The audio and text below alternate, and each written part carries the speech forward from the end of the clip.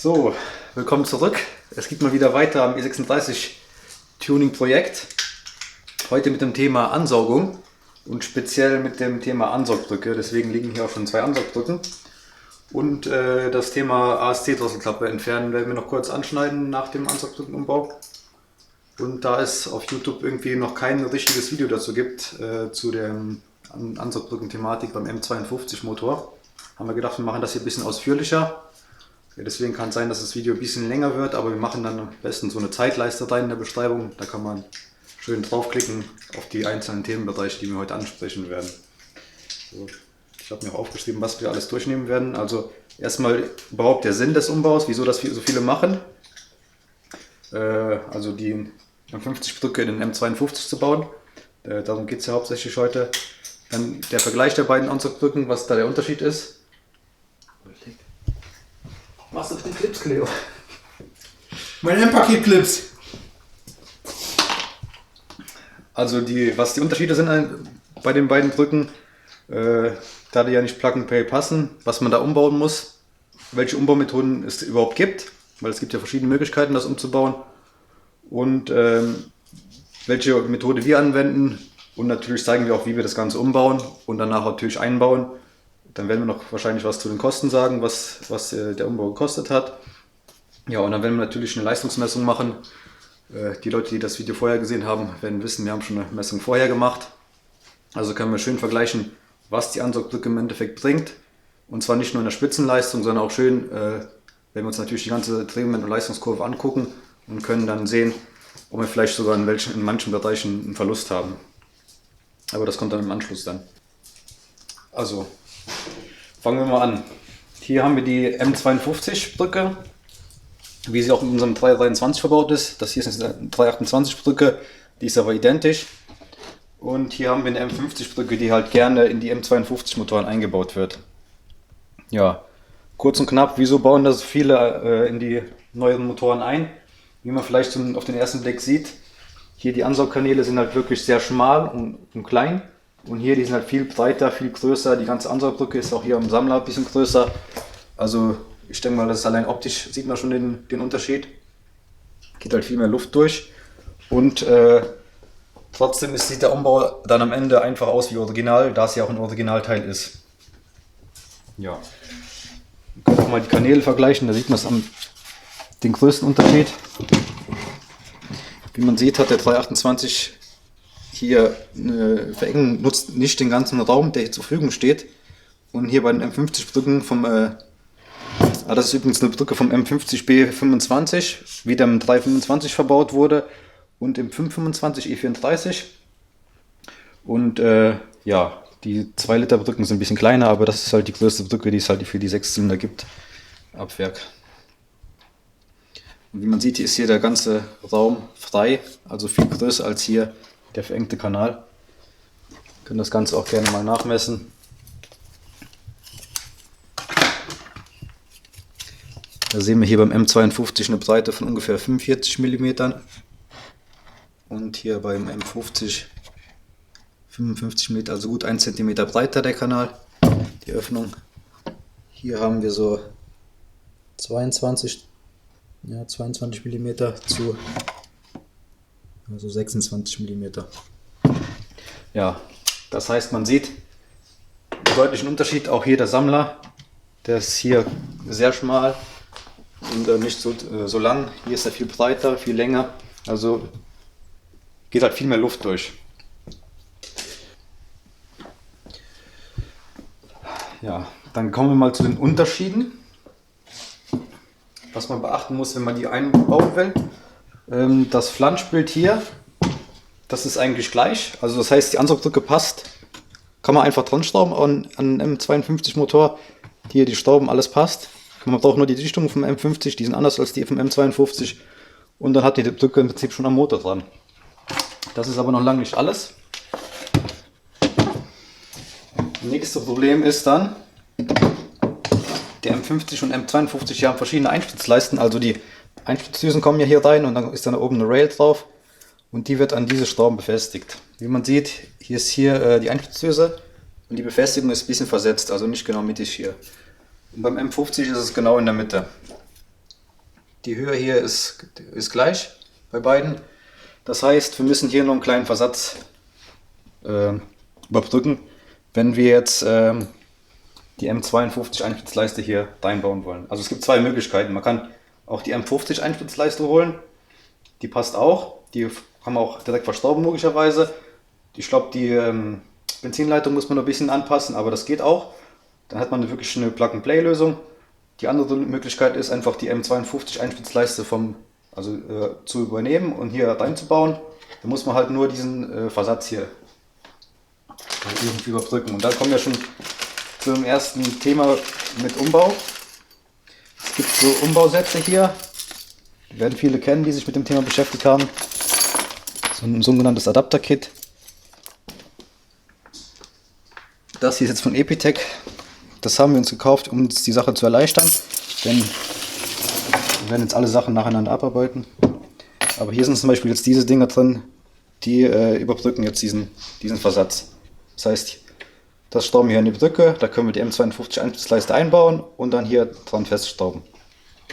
Kann man natürlich auch selber anfertigen, aber so ein ganzes Set hier liegt bei was, um 25 Euro war das, gell? Ja, 25 bis 30 Euro. Ja, und dann hat man hier noch mehrere Teile. Hier sowas ist natürlich ein bisschen schwieriger anzufertigen. Werden wir noch später dazu kommen, wieso man das braucht. Aber deswegen empfehlen wir eigentlich sowas zu kaufen. Gut, hätten wir das gelöst, kommen wir zur nächsten Problematik.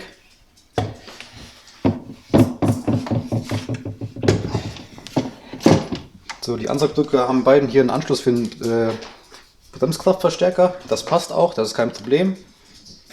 Dann ist das nächste Problem. Oder so. Ja, so ist besser.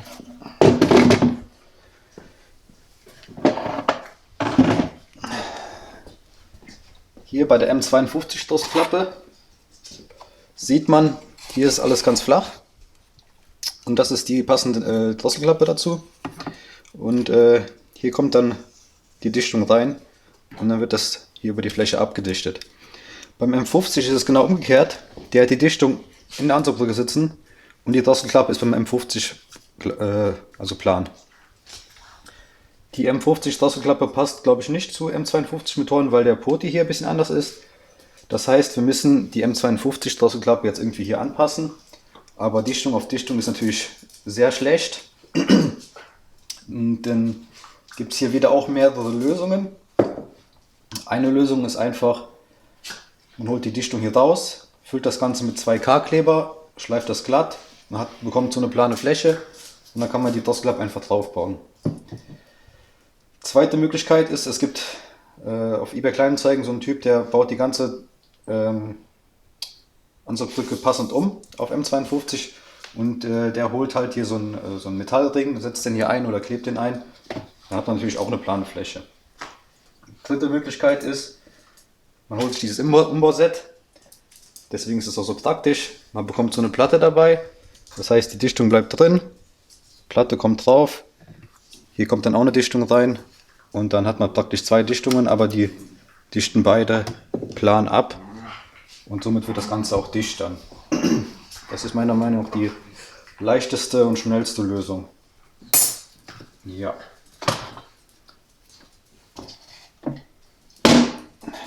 So, dann kommen wir zur Unterseite und Vielleicht machst du es andersrum, weil du am Anfang auch die... ja. Und eigentlich auch die schwierigste oder anspruchsvollste Sache bei dem ganzen Umbau.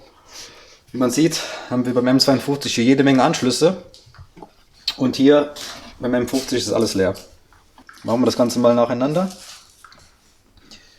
Der M50 hat hier nur einen Anschluss. Das ist für den Leerlaufregler und hier einen Temperaturfühler und hier einen Unterdruckanschluss für den Benzindruckregler. Der Unterdruckanschluss für den Benzindruckregler ist auf dieser Platte drauf am M52. Das ist einer von den beiden, holt man dafür. Temperaturfühler ist beim M50 gestaubt. Hier beim M52 ist er hier gesteckt. Das heißt, man drückt die Nase runter, kann den rausziehen. Und die sind auch nicht miteinander kompatibel. Das heißt, man kann den Temperaturfühler nicht übernehmen. Einige sagen in Foren, man kann den vom Diesel holen, der würde von den Werten passen. Kann ich jetzt nicht bestätigen, aber soll wohl funktionieren. Aber die restlichen Anschlüsse fehlen dann halt hier an der Brücke, gell? Das ist das nächste Problem. Was ist das alles? Also einmal haben wir hier den großen Anschluss, großes Loch hier von hinten. Hier kommt die Kurbelgehäuseentlüftung dran. Der Schlauch, den werden viele kennen, der geht oben an den Ventildeckel. Hier kommen die Gase rein und durch den Unterdruck wird es halt geregelt und hier läuft es zurück in die Ölwanne. Ja, der Anschluss fehlt uns hier natürlich ganz. Das liegt daran, dass der M50 keine Kurbelgehäuseentlüftung hat. Bei dem geht dieser Schlauch direkt an den Faltenbalg vor die Drosselklappe und das heißt, das Ganze, die Gase vom Kurbelgehäuse und die Öldämpfe, die werden nicht gefiltert und kommen direkt wieder in den Ansaugtrakt, was natürlich schlecht ist, das wollen wir natürlich nicht. Deswegen wollen wir das Ganze natürlich behalten. Ja. Dann sind hier noch zwei weitere Unterdruckanschlüsse. Einer ist beim 328 für die Unterdruckverstellung vom Auspuff. Der hier ist für das Tankentlüftungsventil, was hier noch sitzt. Das hat der jetzt auch nicht da sitzen, der M50. Und das letzte Loch ist halt wie beim M50 auch ein Leerlaufregler.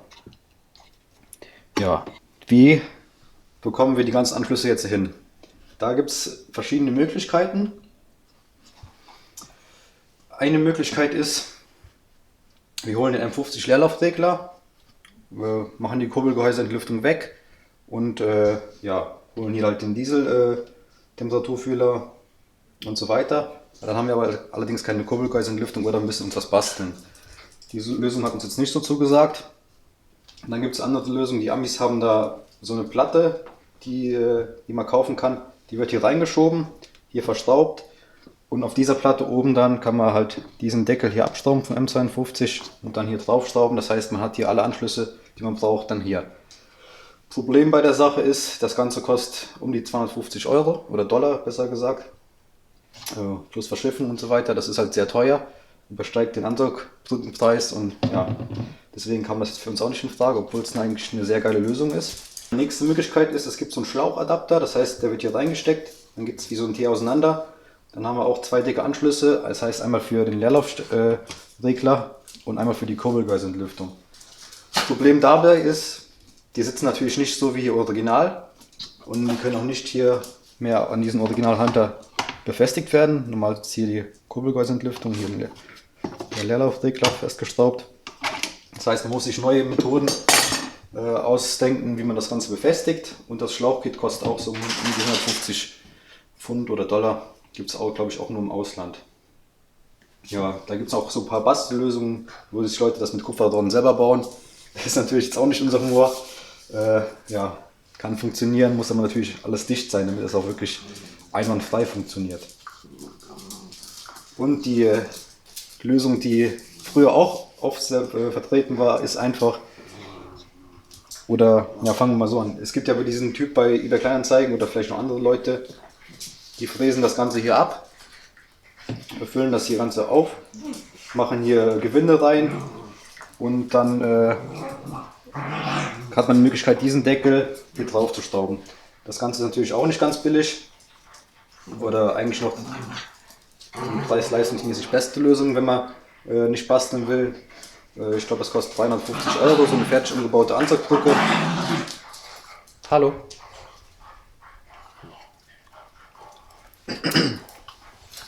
Also eine fertig umgebaute Ansaugbrücke liegt ca. 350 Euro. Dann muss man halt nur den Deckel drauf bauen und kann die ganze Ansaugbrücke einbauen.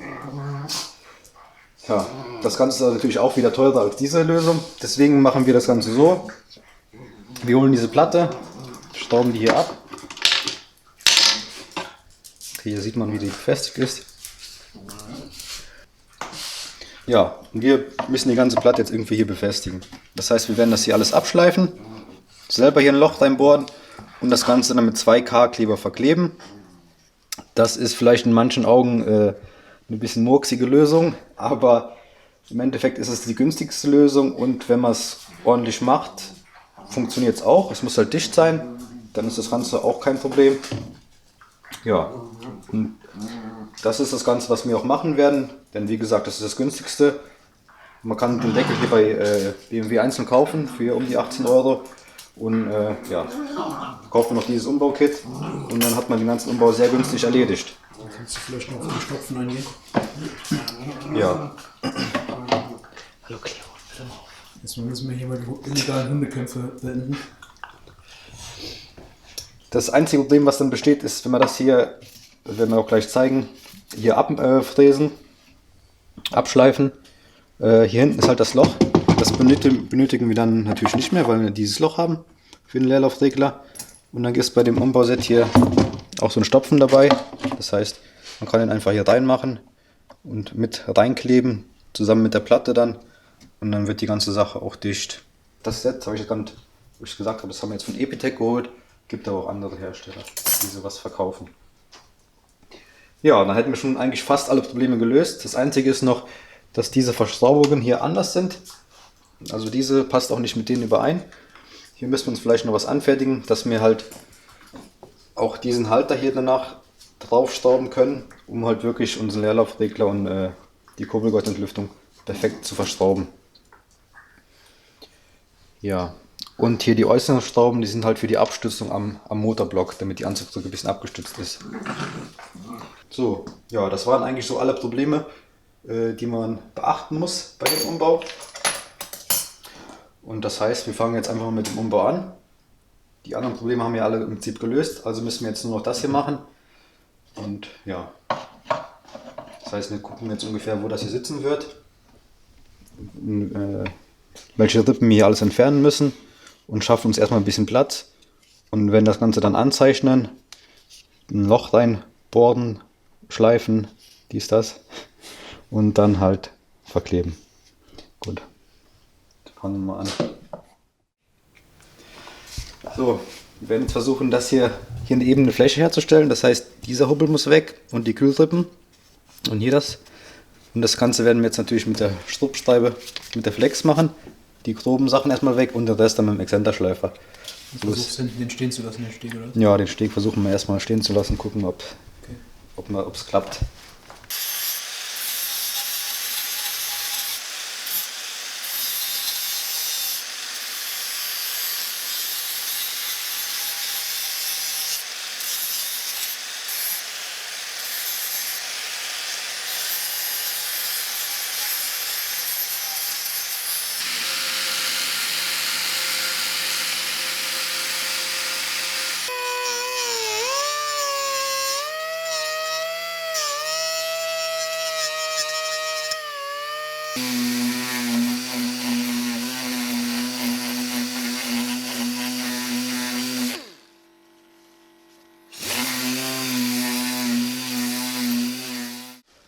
So, wie man gesehen hat, haben wir das Ganze jetzt einigermaßen plan geschliffen. Und der Grund, wieso wir diesen Steg hier erhalten wollen, viele schleifen ihn einfach ab, ist ganz einfach, weil hier die Teilenummer drauf steht. Und das natürlich ein bisschen geiler ist, wenn die erhalten bleibt. Vor allen Dingen, wenn man sowas in Zukunft auch mal eintragen will oder sowas. Da hat man wenigstens was man auch eintragen kann. Ja, wie man sieht, die Platte soll dann nachher hier drauf. Wir werden wahrscheinlich hier diese Nasen hier abschneiden und hier diese Kante, damit das hier schön gerade ist, damit wir das wirklich an die Kante dran legen können. Ja, dann werden wir diese Nasen noch, weil das hier steht ist ein bisschen tiefer, werden wir alles abschneiden gleich, damit das hier schön flach ist. Und dann werden wir uns jetzt direkt mal hier einen Abdruck von machen und das Ganze übertragen, dass wir auch ungefähr wissen, wo das Ganze dann am Ende landet. Mit einem alten Sahara-Trick.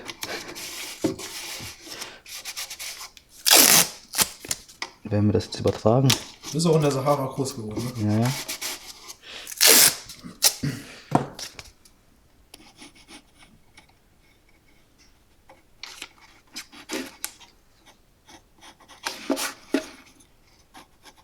Richtig Sahara wäre jetzt mit Dreck vom Boden.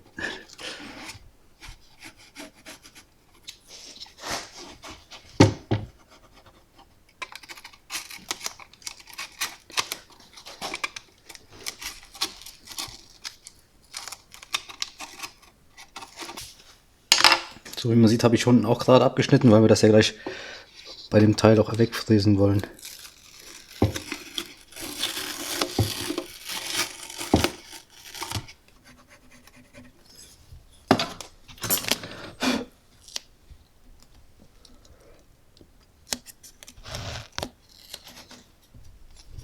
Ja, das heißt, hier den Bereich müssen wir jetzt ausfräsen. Alles klar, dann bearbeiten wir jetzt erstmal das Teil und danach kümmern wir uns um das Loch hier.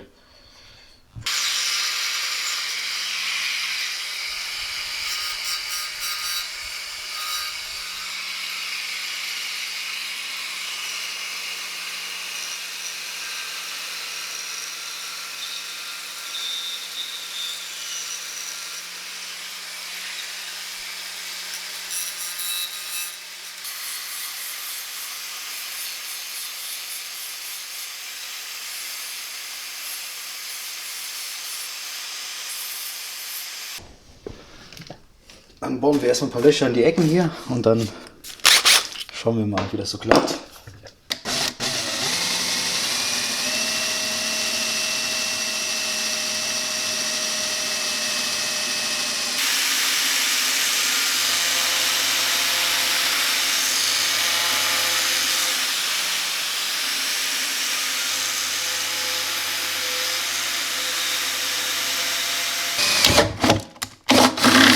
Und? Bist du auch bis unten durch, oder? Ja klar. Ups.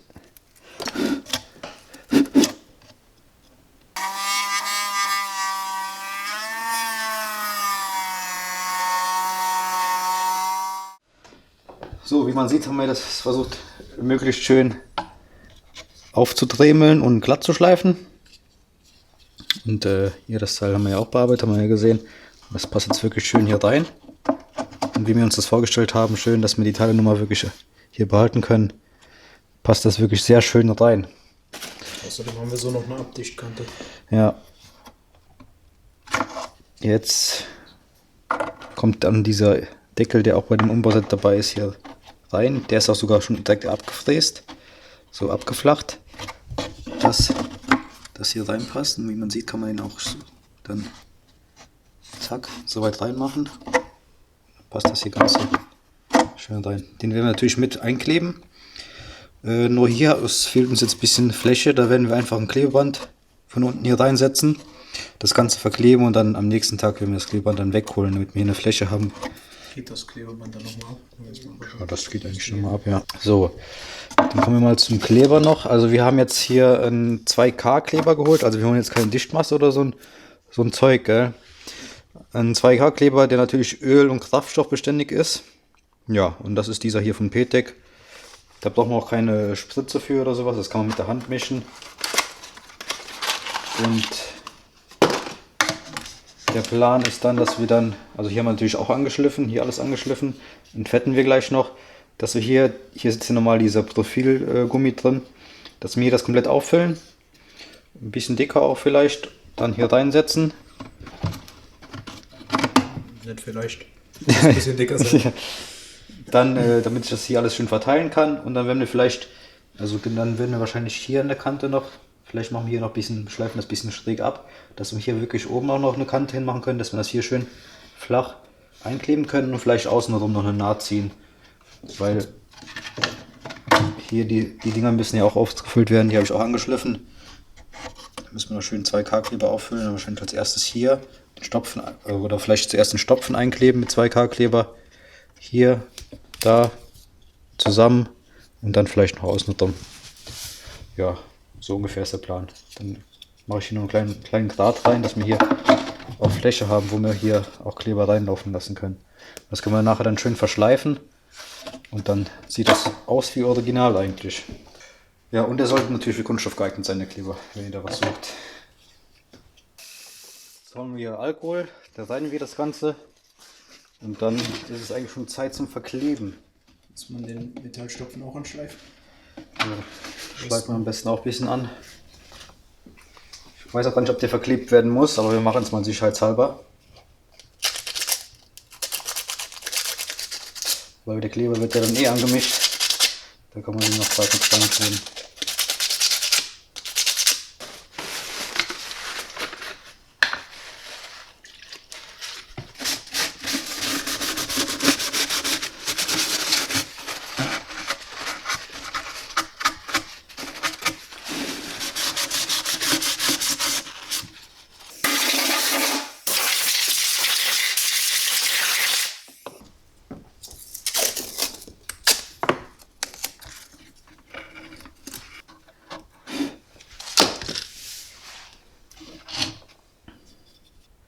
So, jetzt muss man einfach nur die Spitze hier drauf machen. Hier sieht man die zwei Komponenten, die vermischen sich dann in der Spitze. Und wenn es jetzt rausdrückt, den ersten Zentimeter, den lässt man am besten weg, weil es noch nicht richtig vermischt ist. Und dann hat man 3 Minuten Zeit, wenn man das Ganze rausdrückt, um das zu verkleben. Das heißt, einen Stopfen hier reinsetzen, die Vertiefung auffüllen, eine kleine Naht vielleicht außenrum hier mal setzen und dann hier, wie gesagt, das Ganze auffüllen, zusammenstecken. Da müssen wir noch hoffen, dass mit einer Tube hingeht, weil sonst müssen wir noch wechseln. Ja, dann das weg vielleicht.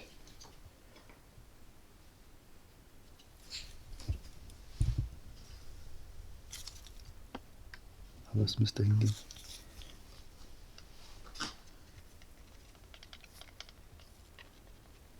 Sieht das schon wieder aus wie Alkohol.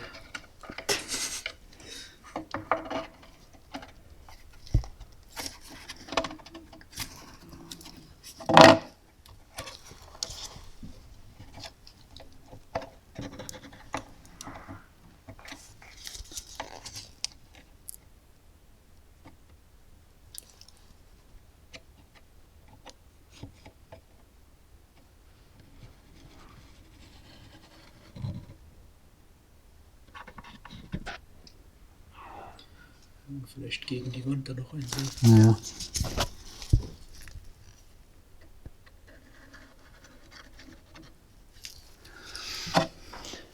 So, schnell sein.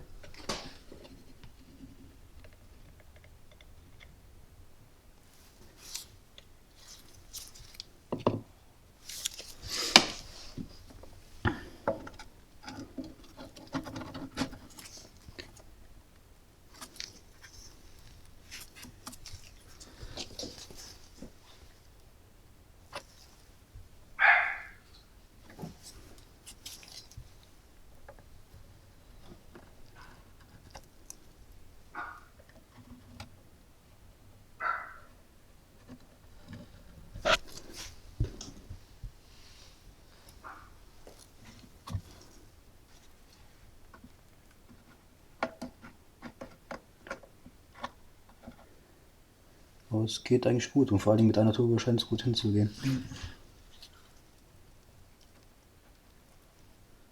Ja, das sieht richtig gut aus am Ende. Ja, vor allem den Kleber kann man ja auch noch schleifen. Mhm. Das heißt, wenn man den noch ein bisschen verschleift, das sieht aus wie original am Ende. Mhm. So, wie man sieht, ist eine Tube ganz genau aufgegangen. Das Ganze hat auch ganz gut geklappt, wie man sieht hier vorne. Der Steg ist schön erhalten. Schön sauber. Und ja, scheint wirklich überall gekommen zu sein. Das Ganze können wir jetzt nach dem Aushärten noch ein bisschen anschleifen und sogar noch schwarz lackieren. Dann sieht das wirklich aus wie original, finde ich. Ja, viele haben ja immer was gegen diese Klebemethode. Allerdings denke ich, wenn man es wirklich ordentlich macht und gewissenhaft macht, dann ist das nicht verkehrt. Vor allen Dingen mit 2K-Kleber, wenn das wirklich ordentlich gemacht ist, dann bleibt das eigentlich auch dicht. Ja, wir lassen das Ganze jetzt aushärten. 12 Stunden steht hier, bis das komplett ausgehärtet ist. Und dann machen wir dann morgen weiter. Und dann können wir im Prinzip das ganze Zeug schon einbauen. Ja. Okay. Dann sehen wir uns morgen. Dann sehen wir uns gleich wieder. Jo. So, das ganze Zeug ist jetzt ausgetrocknet.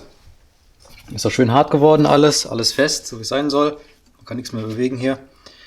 Jetzt werden wir das Ganze noch ein bisschen verschleifen, ein bisschen schwarz matt ansprühen, damit es ein bisschen schöner aussieht. Muss man jetzt nicht unbedingt machen, aber ja, wir machen das gerade noch.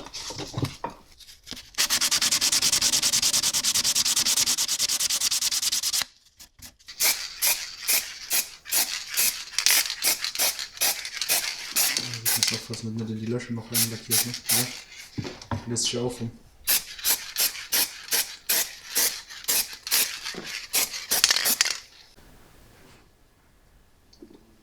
Ja, wichtig. So, jetzt ist das Ganze trocken. Den Temperatursensor haben wir auch schon reingemacht. Jetzt können wir den Halter hier nochmal drauf machen. Und dann anfangen hier die Sachen zu verstauben. Kurbelgehäusentlüftung wird einfach hier reingesteckt. Dann kann man die hier verstrauben.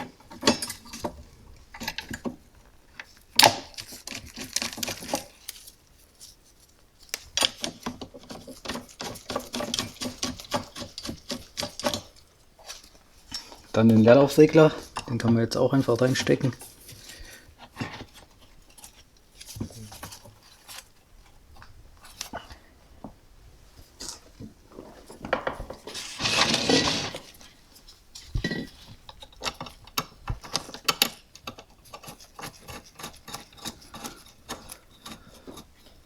So, jetzt haben wir natürlich die Problematik, wie wir am Anfang angesprochen haben, dass der Halter jetzt normalerweise hier noch an der Ansaugbrücke verstaubt ist, seitlich. Das mit dem Blech hier, wie wir uns das vorgestellt haben, funktioniert jetzt nicht, weil der Halter ein bisschen tiefer ist als dieser Punkt. Aber da haben wir schon eine andere Lösung. Und zwar haben wir uns einfach hier so Winkel angefertigt, die wir jetzt so verstauben werden. Und dann befestigen wir den ganzen Halter einfach so. Ja, und dann hält das auch stabil.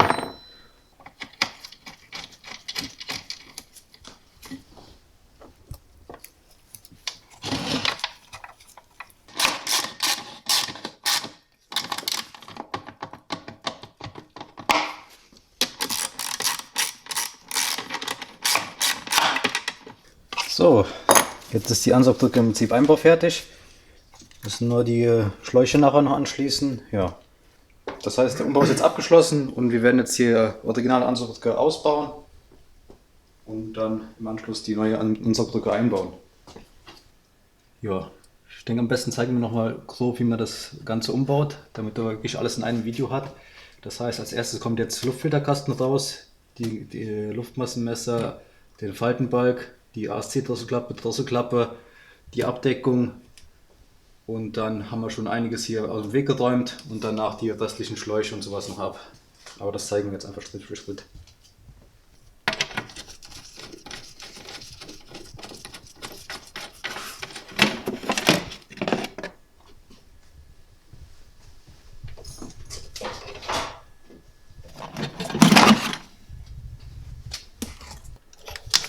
Doch, der ist dran.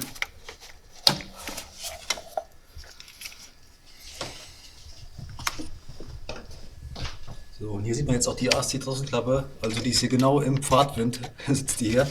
In der Ansicht überlegen, die Luft strömt so da drauf. Ja, also von hier kommt die Luft und die strömt genau auf diese Klappe hier drauf. Ja, also meiner Meinung nach dürfte das auf jeden Fall was bringen, wenn man diese entfernen. Also wir werden auch gleich sehen, dahinter ist jetzt die normale Drosselklappe und das sind halt zwei direkt hintereinander. Und diese ist auch die ganze Zeit auf, die macht nur zu, wenn jetzt die Räder hinten durchdrehen, um die Motorleistung wegzunehmen. Dadurch, dass wir jetzt eine neue Ansaugbrücke verbauen, ist es ratsam, die Adaptionswerte zurückzusetzen von dem Fahrzeug. Da gibt es zwei Möglichkeiten. Einmal kann man das mit dem Tester machen oder man klemmt einfach vor dem Umbau der Ansaugbrücke die Batterie ab, was wir jetzt machen. Wenn die Batterie mehrere Minuten abgeklemmt ist, dann löschen sich die Adaptionswerte automatisch und dann kann das Fahrzeug sich die neuen Werte nochmal anlernen. So steht es zumindest auf dem Motortalk.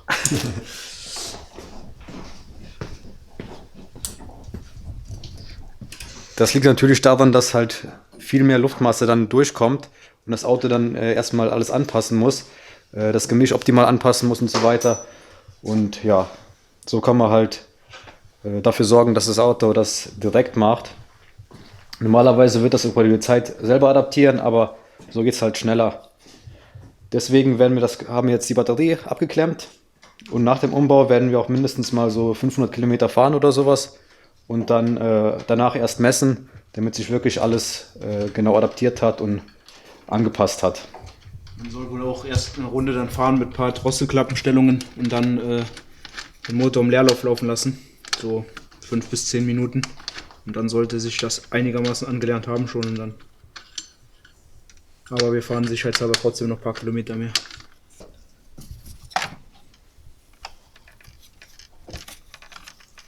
So.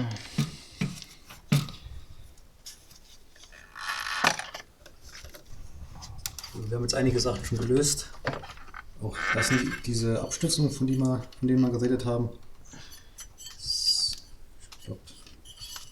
So rum. Hier unten, das sitzt am Motorblock und oben, das stützt halt die Ansaugbrücke ab. So.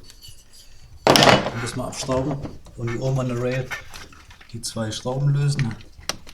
Und dann habe ich die ganzen Einstiegsdüsen unten, wo die in die Ansaugbrücke reingehen, auch hier so ein bisschen gewackelt und dann Ballistol reingeströht überall, weil es im Anschluss, wenn die abgestaubt ist, kann man die Rail einfach hochziehen und dann geht die einfach ab. Die ist mit so Ohrringen abgedichtet und deswegen sprühen wir da ein bisschen Ballistol rein, damit das halt leichter rausflutscht. Gleich. Hier sieht man die 2 Benzinleitungen, die sind hier an so einem Halter fest, da muss man die Klammer aufmachen. Ja, und dann hier ist die zweite Ansaugbrückenabstützung, die haben wir auch schon gelöst. Ja, und da muss man halt gucken, dass keine Schläuche, nichts im Weg sind. Und jetzt können wir als nächstes die Rail rausmachen.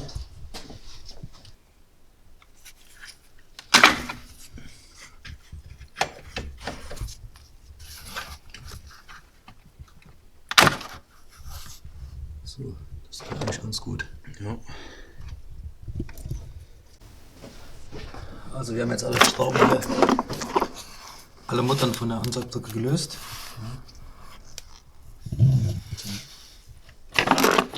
Jetzt müssten die eigentlich lose sein.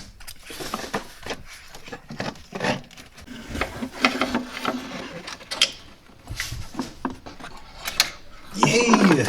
Jo, ging ganz einfach. Irgendwas vergisst man immer. Ja. Also wir haben vergessen, hier von der Kurbelgehäuselüftung den Schlauch abzumachen. Deswegen haben wir die jetzt schnell abgestaubt. Und ja. Und am besten ist es wahrscheinlich, wenn man da oben die ganzen Kabelstangen ausbaut. Ja, dafür muss man das Steuergerät aber ausbauen und so weiter. Da hat man ein bisschen mehr Spielraum, aber wie man sieht, es geht eigentlich auch so. Ist nur ein bisschen fummelig. So, und wie man sieht, hat hier irgendeiner genistet. Ah, leck, ey. Das werden wir auf jeden Fall gleich mal aussaugen.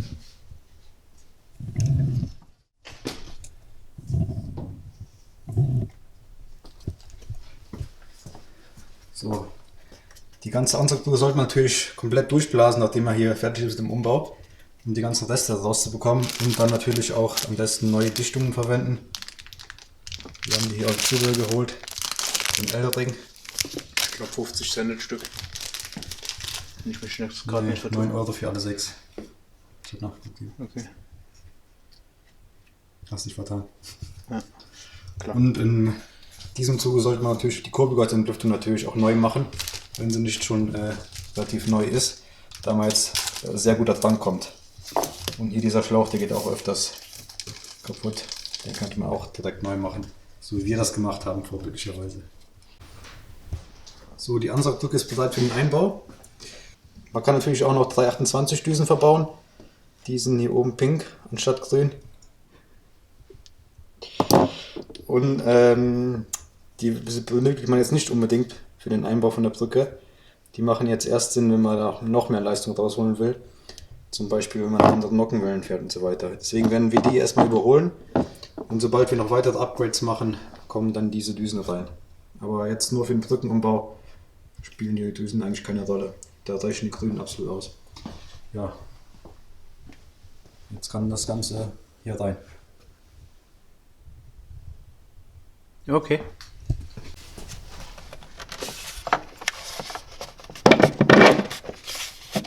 Geil.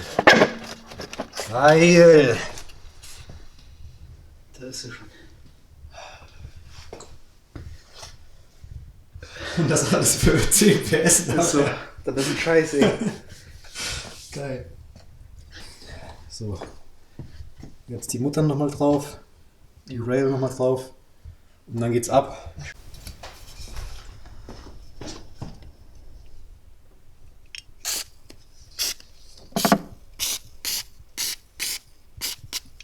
So, jetzt kannst du wieder reindrücken. So, also die Sache mit der Einstiegsleiste war doch nicht ganz so Plug-and-Play, wie wir das uns vorgestellt haben. Hier die Teile sollen ja hier rein, um das zu befestigen.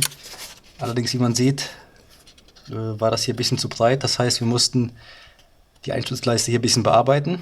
Dazu haben wir die Einstiegsleiste natürlich ausgebaut und das fachgerecht hier abgeflext. das Benzin abgelassen. Und das Benzin natürlich abgelassen und haben das natürlich im Nebenraum dann abgeflext. In einem feuerfesten Raum. Ja, und ich hatte einen Feuerschutzanzug natürlich an. Und dann war hier noch ein Halter für den Lambda-Sondenstecker. Den mussten wir auch komplett entfernen, damit das hier vorbeigeht. Ja, und jetzt kann man auch hinten diese Platte drauf machen.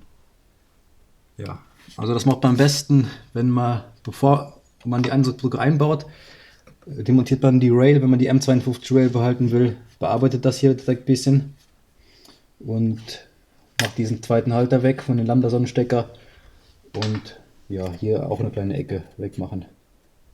Das ist Dann, übrigens ein Thema, das habe ich noch nie gelesen, ne, dass man die anpassen muss. Also ja, ich weiß nicht, ob die meisten damit wie M50 Rail holen oder. ja. M50 Rail ist natürlich Plug and Play, Ja. allerdings muss man da natürlich die Benzinleitung ein bisschen anpassen. Aber ja, das funktioniert ja jetzt auch langsam so. Ja. Ging ganz einfach. Jetzt werden wir das hier festschrauben, gucken, ob es klappt und dann geht's weiter. So, ist jetzt endlich befestigt hier. Also die Muttern von dem Adapterset von Epitech sind wirklich perfekt dafür, weil die so ein bisschen geriffelt sind. Und wenn man die von unten dagegen hält, dann muss man ja nicht mit dem Schlüssel gegenhalten. Ja, das Einzige ist dann, da passt es auch jetzt, ist noch ein bisschen fummelig. Nur jetzt haben wir keinen Halter dafür, aber das kann man jetzt einfach mit dem Kabelbinder befestigen. Und deswegen wäre es ganz gut, wenn man halt die Abdeckung hat, dann sieht das auch ordentlich aus wieder. Ja, jetzt schließen wir noch die ganzen Sachen daran, Leerlaufregler und sowas, Temperaturfühler. Und dann zeigen wir euch gleich, wie das mit der Drosselklappe da funktioniert, mit der Platte. So, Alex, erzähl. Ja. Warte mal, mach die Lampe weg. Okay. Dichtung hast du schon rein. Dichtung habe ich reingemacht. Ja, so. So, also jetzt haben wir hier diese auch im Set vorhandene CNC gefräste Platte. Jetzt sehen wir hier die Dichtung, die original beim M50 hier abdichtet. Die haben wir hier, die werden wir jetzt draufsetzen. Dadurch wird die dicht machen und von der anderen Seite wird die originale M52 Dichtung, die an der Drosselklappe sitzt, dagegen drücken. Das heißt, dann haben wir von zwei Seiten dicht und da sollte nichts mehr passieren. Ja. Das ist eigentlich eine sehr einfache Methode. Zeig's mal, wie du das machst. Jo. Warte mal. Das ist jetzt ein bisschen tricky mit diesen drei Dingern übereinander.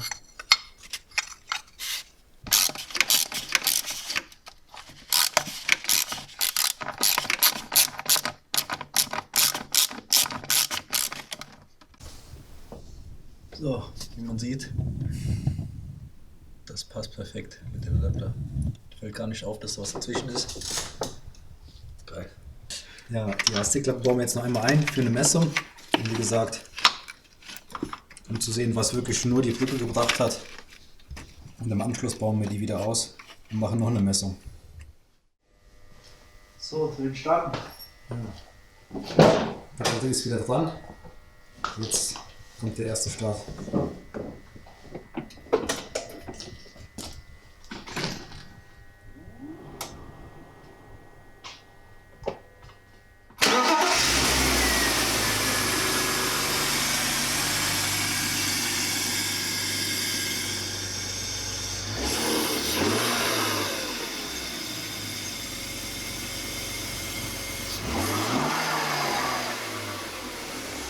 Läuft sauberer, als ich gedacht habe. Ja, ich hätte auch gedacht, der läuft schlechter. Der ist jetzt schon aus dem Kaltstart raus. Oder beziehungsweise noch nicht ganz. Aber läuft gut.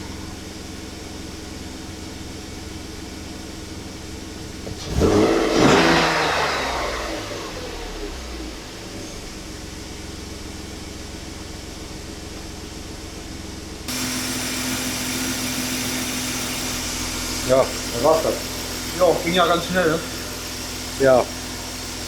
Dann denke ich mal, sehen wir uns gleich auf dem Prüfstand wieder und danach machen wir dann die Kostenaufstellung.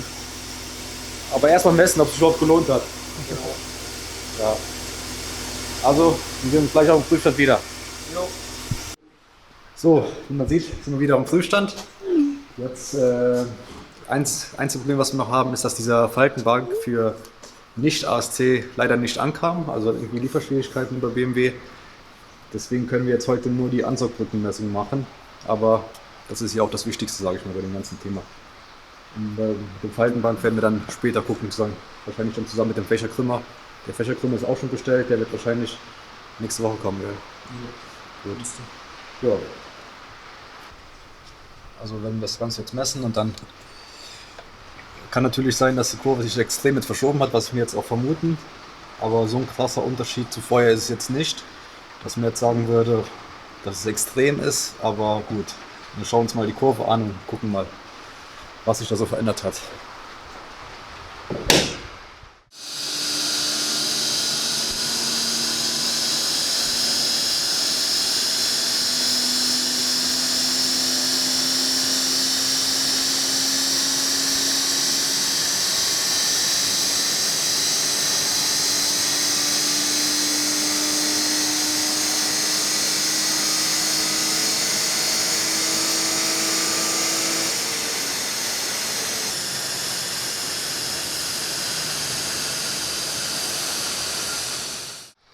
So, also das war jetzt wirklich eine krasse Änderung.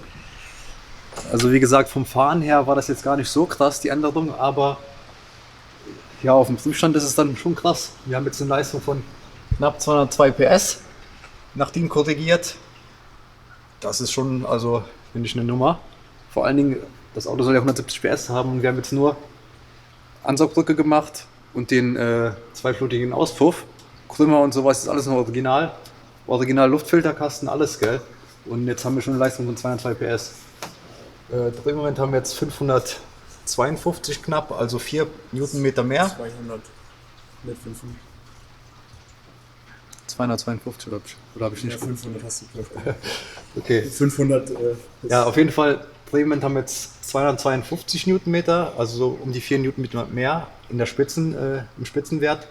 Und von der Leistung haben wir jetzt 14 PS mehr Spitzenleistung als bei der letzten Messung. Aber gucken wir uns das Ganze mal genau an. Wir sehen, hier im unteren Bereich ist das noch ziemlich gleich. Also jetzt erstmal hier die Motorleistung. Hier sind wir sogar ein bisschen drunter, leicht. Die dünne Linie ist die alte Messung, die dicke ist die neue Messung. Aber hier im oberen Drehzahlbereich, also läuft viel weiter. Hier war die Spitzenleistung von, 188 PS gehabt letztes Mal. Und hier sind wir schon an der Stelle schon höher und laufen noch viel, viel höher weiter raus. Oder hier bei der letzten Messung einfach hier noch sogar runtergegangen ist. Und beim Drehmoment, da sind wir auch, also im mittleren Bereich haben wir ein klein bisschen Drehmomentverlust. Aber hier hinten raus halt wieder sehr viel gewonnen. Ja. Mit einer Abstimmung können wir wahrscheinlich noch ein bisschen mehr rausholen, aber wir machen halt jetzt erst alle Umbauten und danach kümmern wir uns um die Abstimmung. Wie gesagt, die nächste Messung ist dann jetzt mit dem Fächerkrümmer, den bauen wir als nächstes ein. Und dann schauen wir mal, wie sich das Ganze dann verhält. Ja, ich denke mal, für den Messungsbereich war das jetzt für heute erstmal. Und ja, wir sehen uns aber gleich dann nochmal wieder für die Preisaufstellung, was das alles überhaupt gekostet hat. Und da gucken wir noch genau, was wir bezahlt haben dafür. Okay. So, dann noch ein paar abschließende Worte. Wie man gesehen hat, der Umbau hat ja einiges gebracht, also ist so auch weiter zu empfehlen. Ja, das Einzige, worauf wir jetzt eingehen wollten, ist die Umbauzeit und die Kosten. Wir haben für den Umbau der Ansaugbrücke jetzt 2 Stunden gebraucht, das heißt, das ganze Kleben und das Fertigmachen der Ansaugbrücke für den Einbau hat 2 Stunden gedauert, allerdings halt natürlich mit Filmen. Ja, geht natürlich auch schneller, wenn man jetzt ohne Filmen macht, was die meisten natürlich machen werden. Und dann haben wir so 4,5 Stunden für den Ausbau der alten Ansaugbrücke und den Einbau der neuen Ansaugbrücke gebraucht. Allerdings auch wieder mit Filmen natürlich. Ja, dann zu den Kosten. Die Ansaugbrücke selbst hat 185 € gekostet. Also die sollte auf jeden Fall unter 200 € kosten. Ich finde, Preise über 200 € sind schon frech für eine nicht umgebaute Ansaugbrücke. Ja, aber müssen wir halt ein bisschen suchen. Dann dieser Deckel, den wir eingeklebt haben, der kostet neu bei BMW 18 €. Wenn man da keinen rumliegen hat, ist es natürlich zu empfehlen, den sich vorher zu besorgen. Da kann man die Ansaugbrücke schon mal umbauen, bevor man seine eigene Ansaugbrücke ausbaut. Oder man spart sich die 18 € baut dann die Ansaugbrücke raus, klebt den eigenen Deckel, den man hat, ein und ja, braucht natürlich ein bisschen länger dann für den Umbau, weil man das Ganze ja noch trocknen lassen muss. Dann dieses Adapterkit von Epitech kostet so um die 28 Euro. Wir werden natürlich alle auch Teilenummern und alles, was wir gekauft haben, in der Beschreibung nochmal auflisten. Der 2K-Kleber von PTech kostet 13 Euro. Dann haben wir noch die Drosselklappendichtungen, 6 Stück neu gemacht. Das waren 9 Euro. Dann braucht man natürlich noch eine Dichtung für die Drosselklappe, wenn man die Ansaugbrücke ohne Dichtung kauft. Eine Dichtung hat man ja schon, aber wenn man das mit dem Adapterkit macht, brauchen wir ja 2 Dichtungen. Die sind auch gleich M50, M52, allerdings brauchen wir halt wie gesagt 2. Wir hatten jetzt eine zweite da, also mussten wir die nicht besorgen. Und wenn man es noch perfekt machen will, holt man sich oben noch die M50 Abdeckung über die Ansaugbrücke. Dann sieht es natürlich komplett aus wie original. Ja, jetzt habe ich das natürlich noch nicht zusammengerechnet. Moment. Also die ganzen Sachen zum Umbauen haben jetzt 68 Euro gekostet für uns, plus die Ansaugbrücke. Ja, da sind wir bei knapp um die 250 Euro gewesen insgesamt. Ja, man kann natürlich dann auch einplanen, je nachdem was man da macht, dass man die Kurbelgehäuseentlüftung noch neu macht, ein paar Schläuche neu macht. Ja, und was man vielleicht noch nicht gesehen hat, die Unterdrückschläuche, das sind ja beim M52 3 Anschlüsse unten. Und wenn man jetzt keine Auspuffanlage von 328 hat, dann es bleibt natürlich einer übrig, da muss man noch einen Stopfen drauf machen, beziehungsweise auf den anderen Unterdrückschlauch, der sowieso in der M50-Brücke drin ist. Ja, diese Stopfen gibt es auch bei BMW zu kaufen, da machen wir am besten auch die Teilnummern rein, die kosten so um die 1,50 2,30 oder 2,30. Auf jeden Fall sollte man natürlich alle Öffnungen, die man nicht benötigt von der Ansaugbrücke, verschließen, damit das alles natürlich auch dicht ist. Gell? Das hatten wir jetzt im Video nicht gesehen, deswegen wollte ich es nur kurz erwähnen. Ja, und dann kann man natürlich auch ein paar Unterdruckschläuche neu machen, das von der Benzinleitung und sowas. Ja, empfiehlt sich halt in dem Zuge des Umbaus. Aber wir haben jetzt halt im Endeffekt für uns 250 Euro bezahlt und haben im Endeffekt 414, nicht 400, 14 PS gewonnen und ein bisschen Drehmoment. Ja, ich würde sagen, hat sich gelohnt. Ja, ist zwar jetzt ein längeres Video gewesen, aber wir hoffen, hier war jetzt alles dabei, was man für den Umbau wissen muss. Und ja, wenn ihr Erfahrung schon habt mit dem M50-Umbau oder wie ihr das gelöst habt, könnt ihr natürlich auch gerne in die Kommentare schreiben. Vielleicht gibt es ja noch Lösungen, die wir jetzt nicht auf dem Schirm hatten oder nicht bedacht haben. Und da können wir uns einfach mal ein bisschen austauschen zum M50-Brückenumbau. Aber das war es jetzt endlich mit dem Video bei fast knapp einer Stunde. Alles klar, dann sehen wir uns im nächsten Video wieder und dann geht es weiter mit dem Fächerkrümmer und auch mit der Leistungsmessung dazu.